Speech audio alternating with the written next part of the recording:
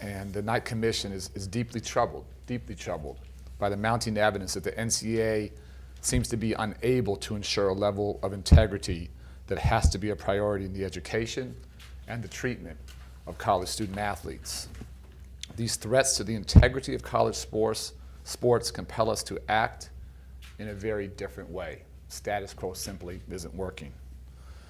Our meetings this morning highlighted, I think, three broad areas of college athletics in need of far-reaching reform: the exploitation of college athletes by shoe companies and agents, the largely unregulated structure of non-scholastic youth basketball, and changes to the NCAA's enforcement power.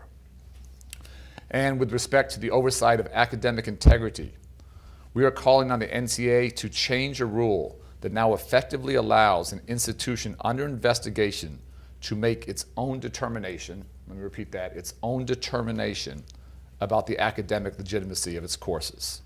The NCAA should not be handcuffed in its authority to consider independent assessments of academic fraud. Other loopholes in NCAA rules governing academic integrity, including the determination of what constitutes impermissible academic benefits for athletes, also need to be closed. We will also explore reforms to the enforcement process that expand the NCAA's range of investigative practices and tools, such as providing subpoena power.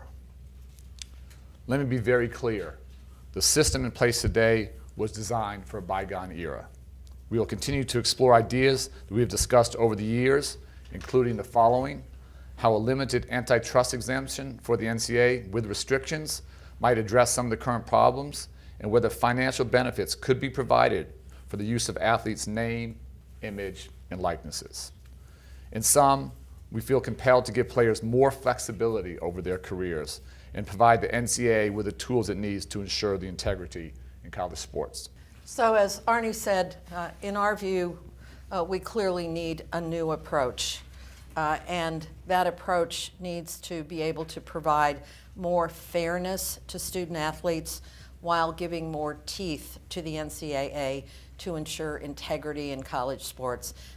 I think you heard an impassioned statement from several of the commissioners during the meeting about the value of the opportunity to get a college degree and what that means throughout a lifetime in terms of your employability, your wage earning, your health, your longevity, you name it. There's a list of benefits from a college degree. And I think the underlying recommendation from those individuals who spoke out during the meeting was that we need to do a better job of marketing that opportunity.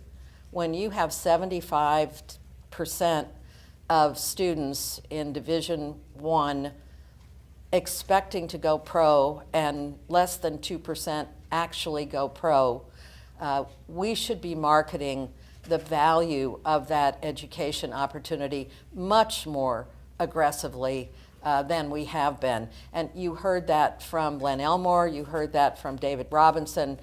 They spoke eloquently about it. That's certainly a part of the solution.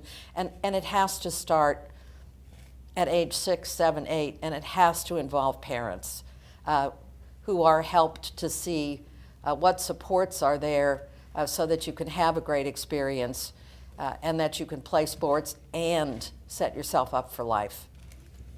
I would say broadly, the legitimacy, the integrity, and I would even say the relevancy of the NCAA is at stake now. And let's just take, we don't really talk about specific cases, but two high-profile cases recently. One where there is now, criminal charges and folks potentially going to jail, and no one knows, but that's probably the first shoe to drop. There are probably others coming, where the NCAA didn't seem to be aware or engaged, or was on the sideline. And then there's a case of, I think, fairly well documented academic fraud over not a year or two, but over 2 decades.